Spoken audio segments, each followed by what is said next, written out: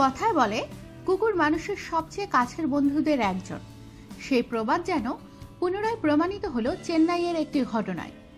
23শে March সকাল 6:30 নাগাদ নিজের হোস্টেল থেকে বেরিয়ে বাস স্টপের দিকে হেঁটে যাচ্ছিলেন সুচিস্মিতা। সেই সময়ই আকস্মাৎ এক যুবক তাকে ছুরি নিয়ে আক্রমণ করে। সুচিস্মিতার তলপেটে সেই ছুরিকাঘাত করে। আহত সুচিস্মিতা পালিয়ে হোস্টেলের দিকে ছুটে আসেন। এদিকে আততায়ী যখন পালানোর জন্য ঘটনাস্থল থেকে দৌড় দিয়েছে, সেই সময়ই পাড়ার দুটি কুকুর তাড়া করে সেই আততায়ীকে। কুকুরের তাড়া খেয়ে দিশেহারা যুবক দৌড়াতে গিয়ে একটি চলন্ত মোটর বাইকের সঙ্গে ধাক্কা খেয়ে মাটিতে পড়ে যায়। তখনই পাড়ার লোকজন তাকে ধরে ফেললে। জানা গিয়েছে যুবকের নাম রঘুনাথ। সুচিস্মিতা এবং রঘুনাথ দুজনেই একটি বেসরকারি সংস্থার হয়ে কাজ করতেন।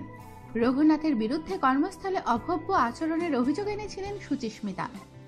সেই অভিযোগের ভিত্তিতে চাকরিও যায় রঘুনাথের।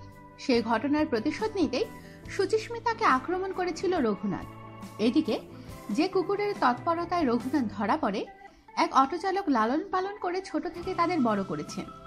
পাড়ার সকলেই কুকুর দুইটিকে ভালোবাসেন এবং দেখভাল করে থাকেন।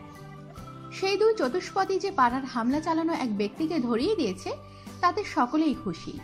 রঘুনাথ আপাতত পুলিশি হেফাজতে, আর সুচিস্মিতা হাসপাতালে চিকিৎসাধীন। তার আঘাত গুরুতর নয় বলেই জানিয়েছে চিকিৎসকরা। তিনি সুস্থ হয়ে উঠেছেন ধীরে ধীরে। আমাদের সাথেই থাকুন আর সাবস্ক্রাইব করুন।